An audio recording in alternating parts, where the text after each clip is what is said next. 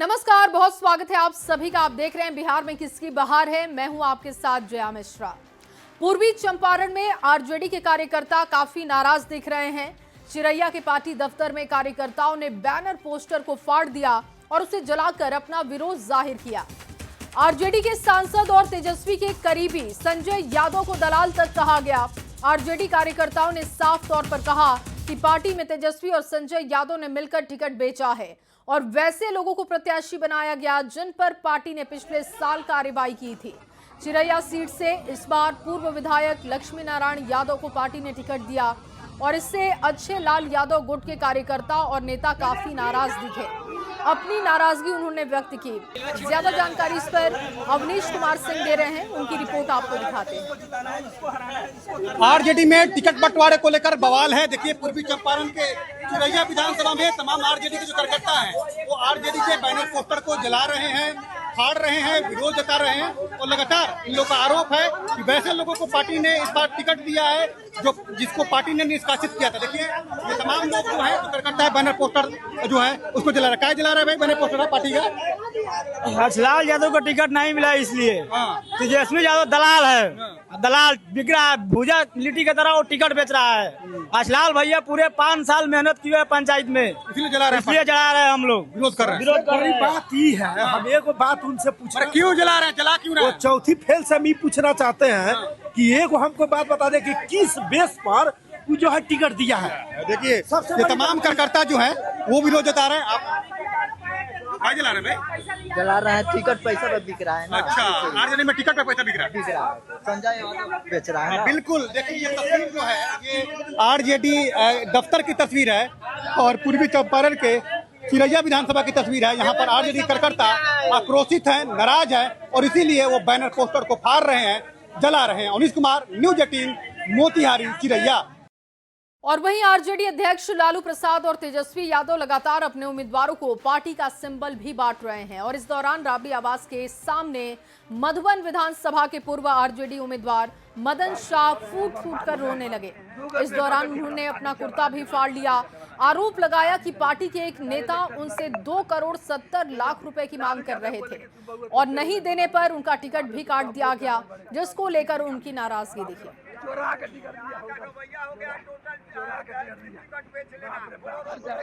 लालू यादव हमको बोले टिकट देने के लिए, टिकट देने मधुबन विधानसभा से हैं। बाप रे बाप, 2020 में हम 2000 वोट से हमको हराया गया। लालू यादव बोले कि बहू तू लड़िए इलेक्शन। बाप रे बाप, हम मर जाएंगे। बेटा बेटी का शादी हम नहीं किए। बाप रे, बहुत अन्याय। 2 करोड़ 70 लाख रुपए लिया है संतोष कुशवाहा, संजय यादव लिया है। कौन तो सुनील इसका जो है ना दलाल है, इंजीनियर सुनील लिया पैसा। लालू से हम प्राण देते हैं, हमारे गुरु है लालू जी, उनके लिए हम चाहते नहीं। अरे बाप, क्या करें, हम बर्बाद हैं। हम सब फाड़ लेंगे।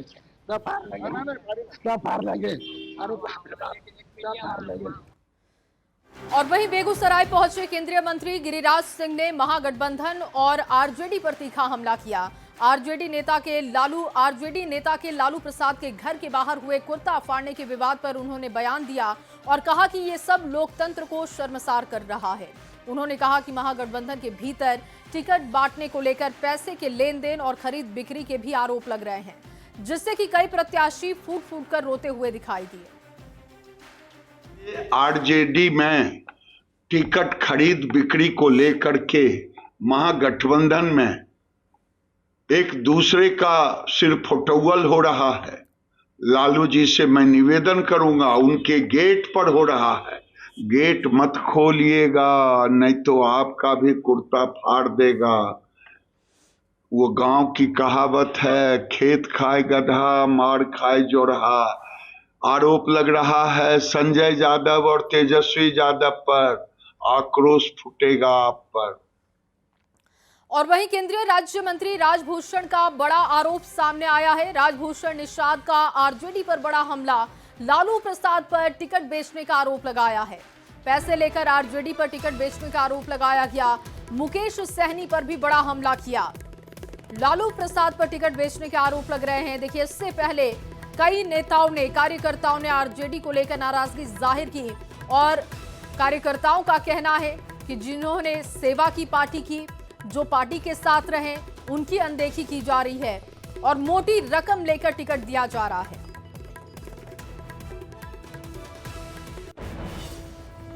बहुत लोग को मंत्री बनाने के लिए जमीन लिखाया गया था, ये भी बिहार को याद है।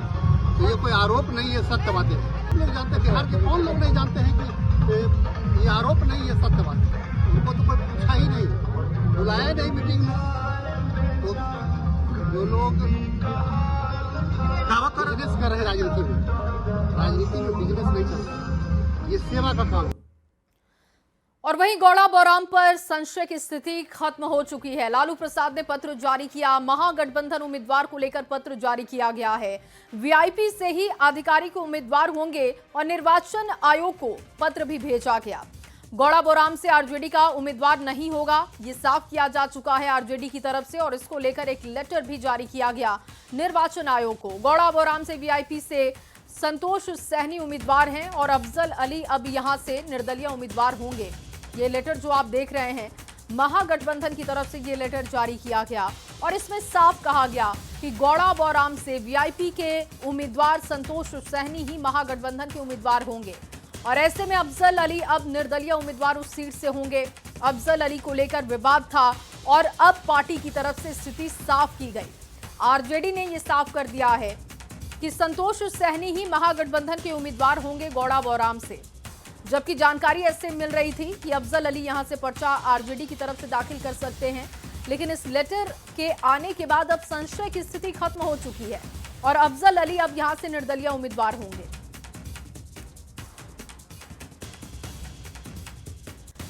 और वहीं कटिहार में न्यूज 18 की खबर पर मुहर लग चुकी है। बीजेपी चुनाव अभियान समिति के सदस्य एमएलसी अशोक अग्रवाल और महापौर उषा अग्रवाल के पुत्र सौरभ अग्रवाल ने वीआईपी का दामन थाम लिया है।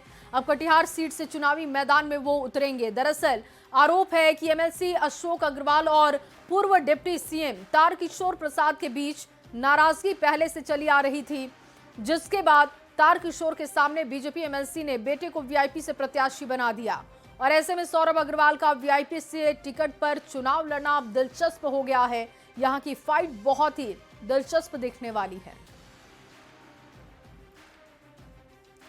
और आगे बढ़ते हुए आपके सामने एक बड़ी खबर रखने जा रहे हैं पूर्णिया से। ये बड़ी खबर जहां पूर्णिया में अमौर पर सुलझा है विवाद और ये देखिए खबर सामने आ चुकी है। पूर्णिया से अमौर पर सुलझा विवाद और सबा जफर ही होंगे जेडीयू के उम्मीदवार, ये साफ किया जा चुका है।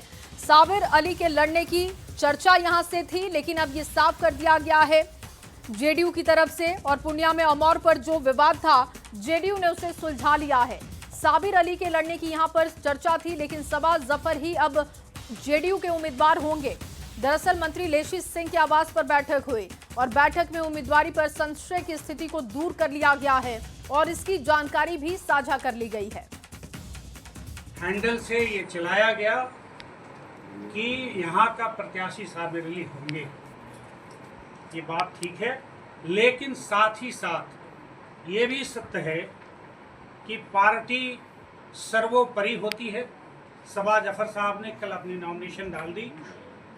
पार्टी ने जो भी थोड़ी भी मिसअंडरस्टैंडिंग थी, क्योंकि पार्टी बहुत इस प्रदेश में 35 साल से काम कर रही है, ये है उसका माइनॉरिटी का अपना प्रचार प्रसार में वो आए थे और जो कन्फ्यूज़न हम लोग के बीच में हो गया था, ये सब कन्फ्यूज़न हमारे यहाँ कोई नहीं है। जो इन्होंने कहा, जो हमारे पहले से इनको सिंबल दिया गया था सबा जफर साहब जी को, कुछ कन्फ्यूजन था जिसको कि अभी भाई साहब ने क्लियर किया, इन्होंने भी क्लियर किया। और वहीं कांग्रेस में टिकट के खेल का खुलासा हो चुका है। राजेश राम और अफवाक आलम के बीच बातचीत हुई और बातचीत का ऑडियो क्लिप वायरल हो चुका है। न्यूज 18 इस वायरल ऑडियो की पुष्टि नहीं करता। टिकट के लिए गुहार लगा रहे हैं अफवाक आलम। कस्बा से कांग्रेस विधायक हैं अफवाक और राजेश राम से वो टिकट की गुहार लगा रहे हैं बातचीत में। टिकट के खेल में पप्पू यादव का नाम भी आ रहा है। राजेश राम की तरफ से पप्पू यादव का जिक्र किया जा रहा है।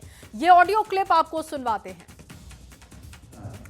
नमस्कार अध्यक्ष जी, अभी बताइए ना क्या करें, बैठे हुए हैं सर। यहाँ पे एक मोटू हैं, वो इरफान हैं, हाँ। उसके लिए बहुत है, आपका ओके है, लेकिन सिंबल अभी रुके हुए हैं।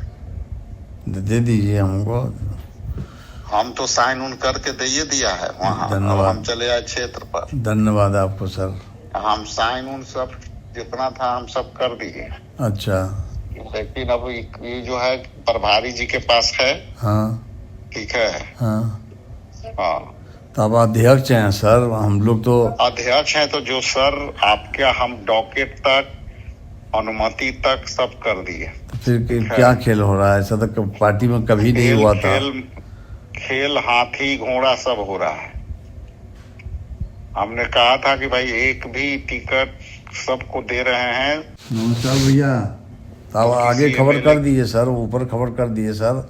आप बड़े बड़े मतलब कि अभी पप्पू यादव लगा हुआ है ना। किसके पीछे लग गया? पप्पू यादव कौन सी है? पप्पू यादव क्या है? इरफान है तो पप्पू यादव हम लोग का पार्टी का कौन चीज है? कौन चीज है तो ये तो ऊपर पूछिएगा ना सर। किसको पूछे भैया? हमने आपका रिकमेंडेशन किया। हाँ हाँ और आपकी तबल आपका, इसके बाद अबूदूर जी का, इजरारुल जी का, सबका से टिकट जो है बाद में आन के सिंबल रोका है। क्या रोक दिया? अब ये सब पप्पू जी और फलाना और ढेकाना बेनू जी सब बैठ करके क्या क्या कर रहे हैं अब तो हम लोग। और देखिए, बातचीत का ऑडियो वायरल होने के बाद न्यूज 18 से बातचीत में मोहम्मद अफाक आलम ने बड़ा बयान दे दिया। आरोप लगाया कि टिकट के लिए हमसे पैसा मांगा गया। बड़े नेताओं पर टिकट बेचने के आरोप लगाते हुए करोड़ों की डील का भी उन्होंने आरोप लगा दिया और साफ कहा कि कार्यकर्ताओं से राय लेकर आगे बढ़ेंगे। बिहार कांग्रेस प्रभारी पर गंभीर आरोप लगाते हुए इरफान आलम से करोड़ों रुपए लेकर कस्बा का टिकट देने का दावा किया और कहा कि पप्पू यादव ने ये डील कराई है। चैनल आया है, इंडिया लेवल का भी चैनल है, सभी चैनल वाले अपने आप आ गए हैं। पता नहीं हमको क्या मोहब्बत है हमसे इन लोग। वो अपने आप आए हैं, सभी मीडिया हमारे देश के कोने कोने से लोग आए हुए हैं। हम कहना चाहते हैं सच्चाई को हम किस तरह से बयान करेंगे। हम सच बोलेंगे, नहीं तो भगवान हमसे माफ नहीं करेगा। हम सच बोलेंगे, हम सच बोलेंगे। आप बैठिए, आप बैठिए। हम सभी से आग्रह करते हैं, हमारे जितने भी लोग हैं बैठाने का काम करें। यही कहा कि अपनी बात को हम समाप्त करते हैं, अभी हम बोलेंगे। और देखिए, इस बीच कांग्रेस का कलश सतह पर भी आता हुआ दिख रहा है। बिहार कांग्रेस अध्यक्ष राजेश राम ने सोशल मीडिया पर एक पोस्ट लिखा। एक्स पर उन्होंने लिखा कि लाख करे पतझड़ कोशिश पर उपवन नहीं मरा करते। बता दें कि कुटुंबा से आरजेडी प्रत्याशी खड़ा किए जाने के फैसले से वो बेहद नाराज है और राजेश राम की नाराजगी दिखी है। इससे पहले भी उन्होंने नाराजगी दिखाई थी। आरजेडी प्रत्याशी कुटुंबा से उतर सकते हैं, इसकी जानकारी है और इसी बात को लेकर एक बार फिर से उन्होंने एक्स पर पोस्ट किया है। आरजेडी के फैसले से काफी नाराज दिखे। इससे पहले भी उन्होंने पोस्ट करते हुए ये कहा था कि इंकलाब होगा, दलित झुकेंगे नहीं, डरेंगे नहीं और इंकलाब करेंगे। राजेश राम का ये देखिए पोस्ट आपको दिखा रहे हैं, सोशल मीडिया पर उन्होंने पोस्ट किया है और उनके एक्स हैंडल का ये पोस्ट हम आपको दिखा रहे हैं, जहां पर वो लिखते हैं कि लाख करे पतझड़ कोशिश पर उपवन नहीं मरा करते। गोपाल दास नीरज की पंक्तियां वो कोट करते हैं और इसके जरिए वो बताना चाहते हैं कि अगर कोई चाहता है कि कोई बड़ा खेल किया जाए तो फिर ये संभव नहीं है। कुटुंबा से वो चुनाव लड़ेंगे, इसकी जानकारी वो पहले भी दे चुके हैं। और एलजेपी-आरबी के अध्यक्ष और केंद्रीय मंत्री चिराग पासवान ने बिहार चुनाव पर न्यूज 18 से खास बात की है। चिराग पासवान ने दावा किया कि इस बार उन्होंने बातें की और क्वालिटी सीट लेने की कोशिश की। चुनाव में सारी क्वालिटी सीट उनको मिली है। उन्होंने साफ कहा, उन्होंने सोचा भी नहीं था कि 29 सीट मिलेंगी और इसके लिए चिराग पासवान ने पीएम मोदी को धन्यवाद दिया। उन्होंने इस चुनाव में एनडीए की जीत पक्की होने का दावा करते हुए चिराग पासवान ने कहा कि अमित शाह से कल मुलाकात हुई थी, साथ ही एनडीए की जीत की रणनीति पर भी हमने चर्चा की और रणनीति भी तैयार की। चिराग पासवान से बात की है संवाददाता विनीता मिश्रा ने, आपको सुनवाते हैं। बिहार विधानसभा चुनाव की चर्चा पूरे देश भर में हो रही है। कारण भी है क्योंकि बिहार हमेशा राजनीति का केंद्र रहा है। इस वक्त चर्चा हो रही है कि एनडीए में सीट बंटवारा तो अच्छे तरीके से हो गया, लेकिन महागठबंधन में अभी भी पेच फंसा हुआ है। अगर एनडीए की हम बात करें तो एनडीए के प्रमुख घटक दलों में से एक लोक जनशक्ति पार्टी के राष्ट्रीय अध्यक्ष चिराग पासवान हमारे साथ हैं, केंद्रीय मंत्री हैं। चिराग जी, बहुत बहुत स्वागत है। Thank you. चर्चा तो काफी हो रही है क्योंकि चुनाव नजदीक है, एक महीना ही हम कह सकते हैं नई सरकार बन जाएगी। अभी चर्चा हुई, अमित शाह आए हुए थे, आपकी मुलाकात हुई, क्या बातचीत हुई? क्योंकि चुनाव में हर एक गतिविधि महत्वपूर्ण है, क्या बात हुई?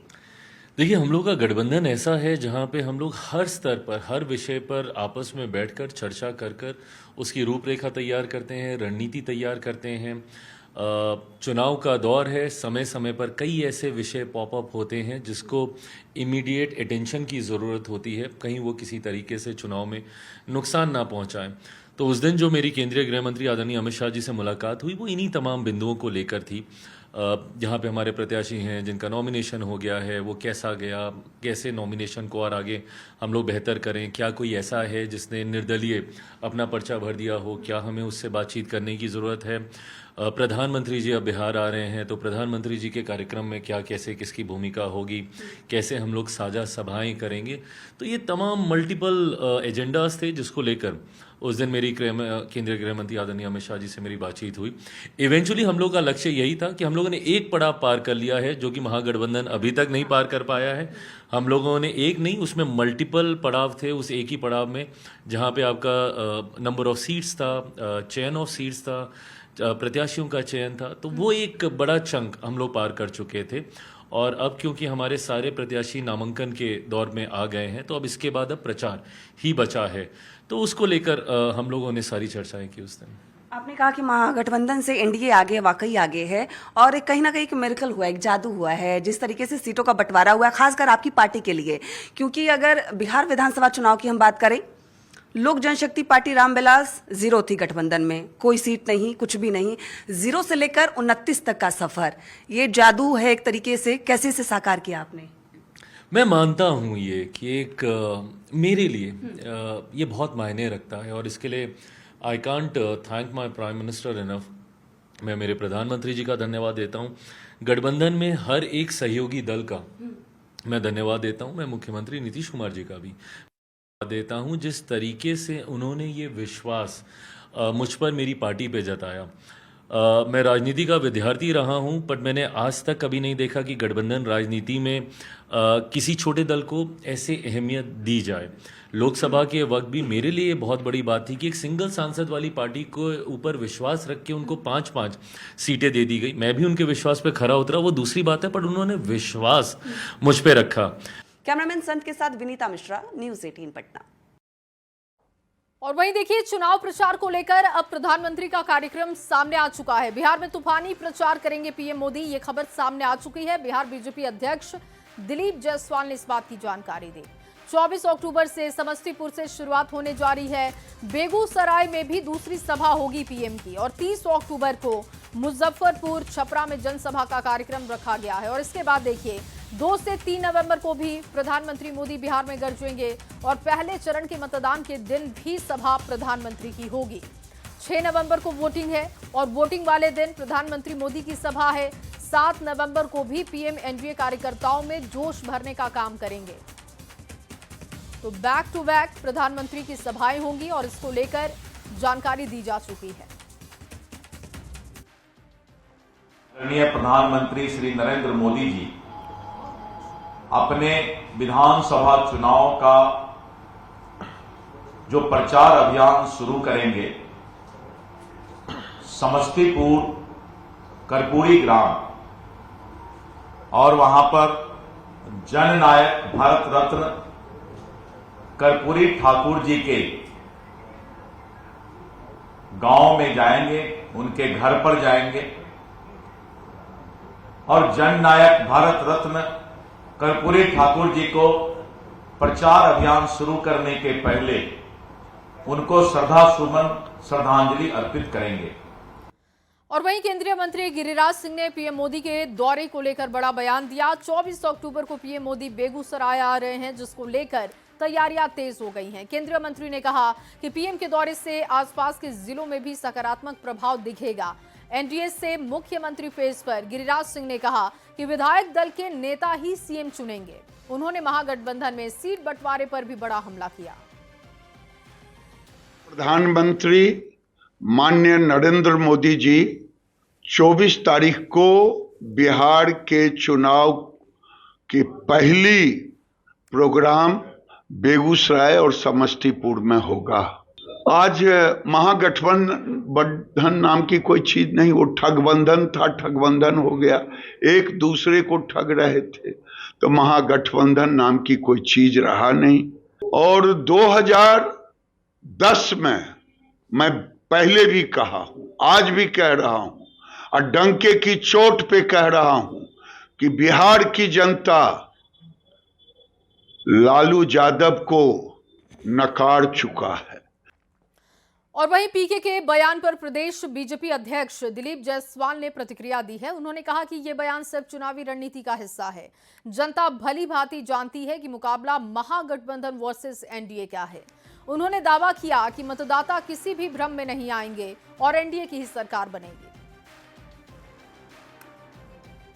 एक चुनावी रणनीति का हिस्सा है, वो जानबूझ करके एनडीए के साथ अपना ये चुनाव रणनीति है, ये जनता समझ रही है। बिहार की जनता स्पष्ट, जो जाहिल भी बेवकूफ भी, जो हम पढ़ा लिखा भी नहीं होगा, वो भी समझ रही है कि यहां पर महागठबंधन और एनडीए गठबंधन के बीच चुनाव है। और चलिए आगे बढ़ते हुए आपके सामने बड़ी खबर रखे पटना से ये बड़ी जानकारी, जहां सूखे नशे के बड़े कारोबार का खुलासा हुआ। करीब 16,000 नशे की सुइयां बरामद की गई हैं और नशे की 76,000 गोलियां भी बरामद की गई। इसके साथ ही जानकारी है कि 23,000 से अधिक कप सिरप भी जब्त किए गए और 4.5 लाख कैश और इसके साथ ही 7 तस्करों की गिरफ्तारी हुई है। और इस छापे में अंतरराज्यीय गिरोह का खुलासा हुआ। कंकड़ बाग और पटना सिटी में छापेमारी की गई और ये बड़ी सफलता हाथ लगी है। पटना से आपको बड़ी खबर दे रहे हैं, जहां पर नशे के सौदागरों को गिरफ्तार किया गया है और सूखे नशे के बड़े कारोबार का खुलासा किया गया। करीब 16,000 नशे की सुइयां बरामद की गई, 76,000 गोलियां, 23,000 से अधिक कप सिरप भी जब्त हुए। उसमें 15,600 सुई है और करीब 76,000 नशे की गोली, जिसमें जो नींद की गोली भी रहती है, डाइज़ापाम है, और इसके अलावा मोबाइल फ़ोन और 4,38,000 जो इस कारोबार से संबंधित पैसा था वो बरामद किया गया है। वही मैंने बताया जैसे कि ये इसमें अंतर्राज्यीय गिरोह था और ये दिल्ली के एक व्यापारी के थ्रू लाया जाता था यहाँ पे और यहाँ डिस्ट्रीब्यूट किया जाता था। मास्टरमाइंड कौन है और कितने दिनों से? तो इसमें कि यहाँ का जो मेन दिख रहा था वो ब्रजेश कुमार, और जिसका गोडाउन था राहुल, उसकी गिरफ्तारी हो चुकी है। इसके अलावा अन्य लोग भी जो इसमें शामिल हैं, खास करके जहाँ से लाया जाता था उस पर कार्रवाई चल रही है। ये चूँकि भारी मात्रा में हम लोग को मिला है, इस पर हम लोग ये भी पता कर रहे हैं कंपनी से कि वो किन को बेचे थे और कैसे इन लोगों तक ये पहुँचा है। और अगली खबर गोपालगंज से आपके सामने रखे, जहां पुलिस ने साइबर फ्रॉड के खिलाफ बड़ी कार्रवाई करते हुए भारी मात्रा में कैश और साइबर फ्रॉड से जुड़े दस्तावेजों को बरामद किया। ये कार्रवाई थावे थाना क्षेत्र के कविलासपुर गांव में हुई और इस अभियान का नेतृत्व साइबर डीएसपी ने किया। कार्रवाई 17 अक्टूबर की देर रात की गई, जिसमें पुलिस ने एक मकान से कुल 1 करोड़ 5 लाख रुपए नकद जब्त किए। बरामदगी के दौरान पुलिस ने मौके से ATM card, bank passbook, chequebook, Aadhaar card जैसे दस्तावेज बरामद किए। मौके से 3 संदिग्धों को हिरासत में लिया गया। मात्रा में पैसे एवं ज्वेलरी एवं कुछ एटीएम कार्ड, पासबुक इत्यादि बरामद हुए। कितनी गिरफ्तारियां हुई हैं? इसमें 2 गिरफ्तारियां हुई हैं। ये अकाउंट अलग जगह से कुरियर से मंगाते थे, उन अकाउंट्स को बेचते थे और उन अकाउंट्स का भी प्रयोग साइबर ठगी की राशि के लेन देन के लिए करते थे। एटीएम भी मिला है?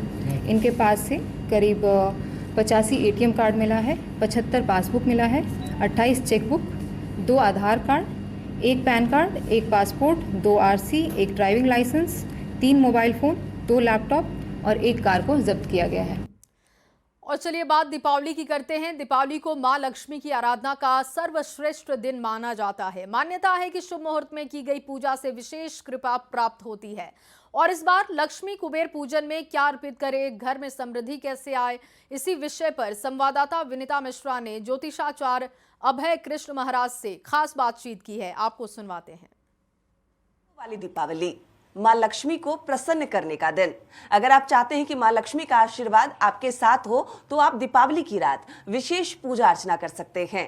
माता लक्ष्मी को कैसे प्रसन्न करें, माता लक्ष्मी का आशीर्वाद कैसे प्राप्त करें, ये तमाम जानकारी के लिए हमारे साथ ज्योतिषाचार्य पंडित अभय कृष्ण महाराज हमारे साथ मौजूद हैं। देखिए, दीपावली जो है हिंदुओं का सबसे बड़ा पर्व है और दीपावली इस बार 20 तारीख को, जब भी कभी भी दीपावली हम लोग अमावस्या तिथि जब आती है, प्रारंभ होता है, तभी मनाया जाता है। तो अमावस्या तिथि 20 तारीख को 3:44 पर प्रारंभ हो रही है और 21 अक्टूबर को 5:55 पर समाप्त हो जाती है। तो क्योंकि दीपावली सायंकाल में पूजन होती है सभी घर में, तो हम लोग 20 अक्टूबर को ही दीपावली इस वर्ष मनाएंगे और घर में दीपावली 20 अक्टूबर को मना सकते हैं। और अगर आपका कोई प्रतिष्ठान है, कोई ऑफिस है, वहाँ पे आप 21 अक्टूबर को भी प्रातःकाल में किसी भी समय 5:44 से पहले आप मना सकते हैं। माता लक्ष्मी की विशेष कृपा प्राप्त होगी। कुछ विशेष वस्तु माता को अर्पित करते हैं तो आपका घर धन्य धान्य से भरा रहेगा। शुभ मुहूर्त में अगर पूजा करते हैं तो माँ लक्ष्मी आपके घर में आएगी और आपके परिवार में सुख और माता लक्ष्मी का आशीर्वाद भी प्राप्त होगा। कैमरामैन संत के साथ विनीता मिश्रा, न्यूज़ 18 पटना। और वहीं बिहार सरकार के शिक्षा मंत्री सुनील कुमार ने प्रदेशवासियों को दीपावली की हार्दिक बधाई दी। उन्होंने कहा कि दीपों का ये पर्व सभी के जीवन में खुशियां लेकर आए, समृद्धि लेकर आए। उन्होंने लोगों से अपील की है कि दीपावली को मिलजुल कर और प्रेम के साथ अपने परिवार के साथ सुखद और शांतिपूर्ण माहौल में दिवाली मनाएं। सभी क्षेत्रवासियों को, बहनों, भाइयों, माताओं, बुजुर्गों, युवा साथियों को आने वाले दीपावली की शुभ अवसर पर आप सभी को अनंत बधाइयाँ।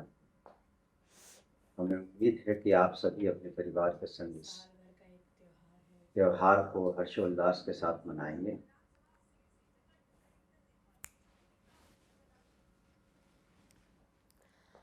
और इन्हीं तमाम खबरों के साथ अपना बिहार में बस इतना ही। आगे आपको दिखाएंगे जोहार झारखंड। बने रहिए हमारे साथ।